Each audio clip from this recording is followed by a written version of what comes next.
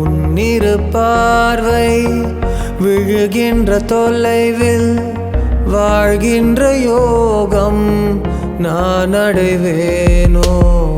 வழிபோக்கனின் வாழ்விலே நிழலாக வருகிறாய். நான் கேட்கும் முன்னமே இளைப்பாறல் தருகிறாய் நீ.